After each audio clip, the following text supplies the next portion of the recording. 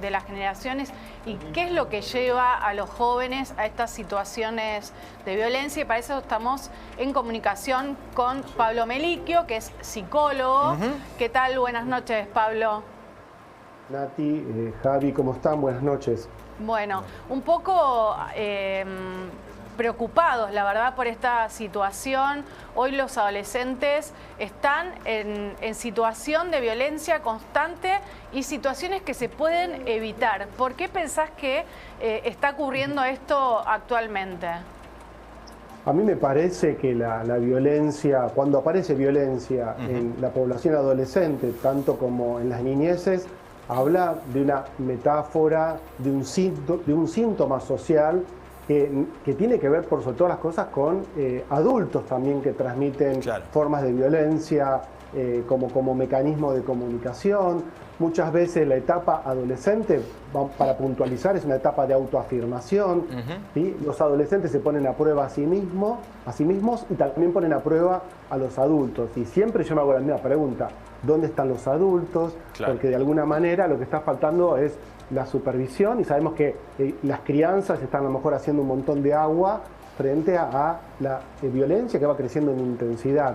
Excede a la crianza, ¿no? También hay una sociedad que es violenta, así que muchas veces es culpa de los padres, lo mismo que se plantea con respecto a los rugbyers, ¿no? A los asesinos de Fernando Báez Sosa. Bueno, hay cosas que tienen que ver un poco con la crianza y hay cosas que exceden a la posición que tenga la familia, porque estamos en un contexto violento. Claro. Pablo, otro dato que sale de este mismo informe dice que además de este 56% de los adolescentes, digamos, que mueren en una causa, que son por causas violentas, que el 75% de eso, es decir, 3 de cada 4 pibes que mueren por causa violenta son hombres. ¿Hay algo también de esta reafirmación también o de esto que queda de cierto sustrato de demostrar la hombría a partir de la violencia?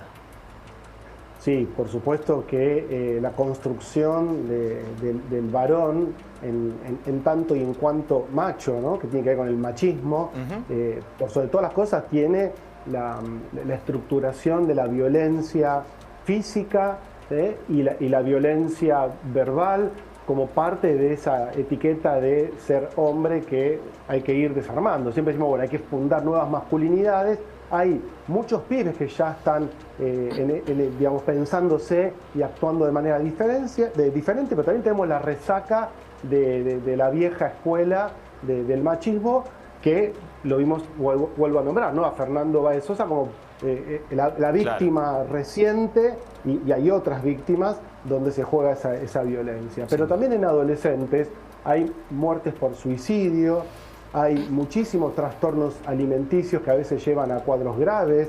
Es una etapa muy compleja donde se va estructurando la personalidad, por eso también aparecen un montón de psicopatologías mentales, ¿no? Entonces lo que hay que pensar es, bueno, ¿por qué no se detecta a tiempo? ¿Por qué no se desarman todas estas cuestiones? Totalmente. Bien.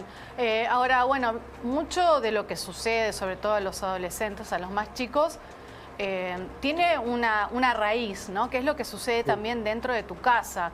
Digo, puede ser que también estos chicos vivan en un contexto de violencia, que no saben que otra manera de comunicarse o de expresarse es a través de la violencia misma hacia un par. Sí, Nati, a mí me parece que tiene que ver con que en la etapa adolescente, vuelvo a decir esto de la autoafirmación, implica para saber quién soy, ¿no? El adolescente empieza como a ponerse a prueba a sí mismo en relación a los pares también, por eso es la etapa de estar con amigos y amigas, y también de transgredir. Yo siempre que doy clases o que doy una charla, digo, adolescentes, 2 puntos, transgresión. ¿Y qué significa transgresión? Ir más allá de la ley impuesta por los adultos. Lo que están buscando es autoafirmarse y necesitan que aparezcan los adultos para que expliquen, bueno, por qué están estas leyes. Pero de la rebeldía a la violencia, digamos, es como, o sea, es como un abismo. Una cosa es que los chicos se muestren que pueden romper barreras, y otra cosa es que se agarren a trompadas y maten a un compañero, ¿no? No, por eso sí, lo que estaba tratando de explicar es que en esa etapa sí, de autoafirmación y de ponerse a prueba y de poner a prueba a los adultos, empiezan con un ejercicio de transgredir leyes, empezar con a lo mejor con algunos síntomas y signos que pueden tener que ver con la violencia, y esa violencia, si no es detectada a tiempo, crece en intensidad. Es igual que la violencia de género, Nati, Claro. cuando un macho violento empieza con sutilezas psicológicas, pequeñas violencias, micromachismos, si no se cortan, si no se detectan, crecen en intensidad. Pablo. En adolescentes sucede algo similar. Otro hecho que entra necesariamente acá en discusión, y no realmente porque a mí me interesa instalarlo para nada, pero siempre que se habla de violencia y se habla de juventud, mucho más cuando se asocia con los robos, se habla también de ideas como bajar la edad de imputabilidad, como si la sanción fuera el elemento que vaya o que ayude a cambiar este tipo de construcción. ¿Cómo lo ves vos? Yo creo que no pasa por ahí la discusión. Por supuesto que está bien discutirlo, pero digamos, también hay que pensar que muchas veces en lo que es la delincuencia juvenil, adultos utilizan a menores de edad, eso es muy sabido, entonces a veces se hace cargo el adolescente para que el adulto no caiga preso. Claro. Y creo que también vamos a seguir superpoblando cárceles, ¿no? Porque básicamente cuanto más chicos cuanto más baje la ley de punibilidad, más chicos y adolescentes presos vas a tener. Hay que trabajar con la prevención. Yo creo que hay que hacer más escuelas, más instituciones, más charlas, más prevención, que es muy caro una cárcel y en definitiva solo es para castigar, Sí. porque no podés. Nadie sale aparte la mejor. otra discusión.